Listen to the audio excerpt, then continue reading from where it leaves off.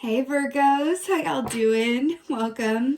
We're going to be looking at what you have to look forward to in October. A little bit of sugar for y'all. So we're going to get down to the good news. We're going to start with the animal energy here for y'all. Let's see what's going on. What do you guys have to look forward to in October? What's going on? Oh, I swear I shuffled these. Taurus just got this. So let's talk about this with your fellow Earth sign coming up as a Vulture.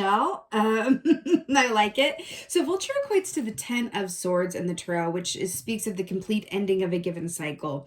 It can certainly be related to anything involving the mind, right? Because swords are about the mind palace-stalling, that analysis paralysis activity, right? But this is it's a highly thoughtful energy, but it's very resourceful is the key word that comes up with the Vulture, right? Making the best of any given situation, coming up with creative solutions to problems, either for yourself, but I also feel like it's for other people as well. You just have this ability, right, within the month of October to kind of see things from a bigger picture standpoint and kind of look. I'm seeing like a budget where you're finding like room within the budget. Like if you get rid of this, right, why are we paying all this money every month for a vending machine that hasn't been restocked in 5 years? Like something funny like that, or the equivalent of that, where it's like we have all this money for this now. So it's that kind of creative thinking. It could also be most certainly on a personal sphere where you're able to see anything that's been eluding you, challenges, obstacles,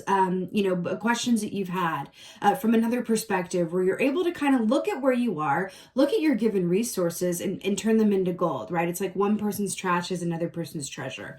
That is Vulture energy all day long. And I really love that it's coming up for you as well for the month of October, coming along as its shadowy, perfect self for October.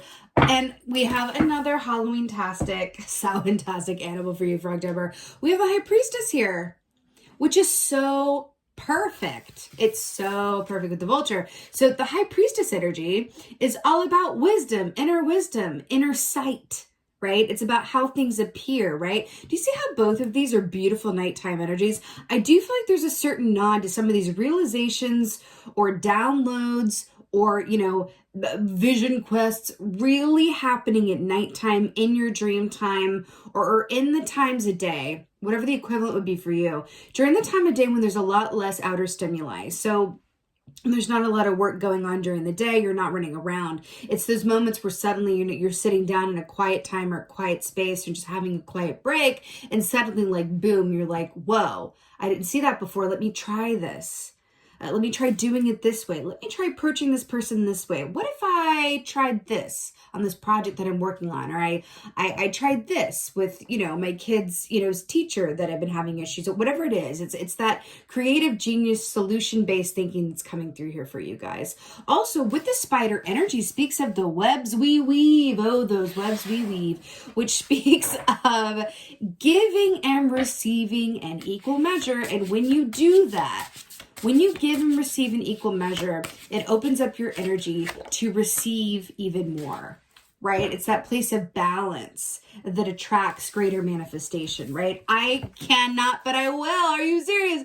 You got thought is your oracle. We were literally just talking about the mind palace and thinking and thoughts and ways and words. Literally just talking about this. So thought, this is a, lovely lady here sitting in a quiet moment and having a thought come to her, which is really brilliant. I also want to point out that in the traditional tarot, the High Priestess is shown as sitting in front of two columns.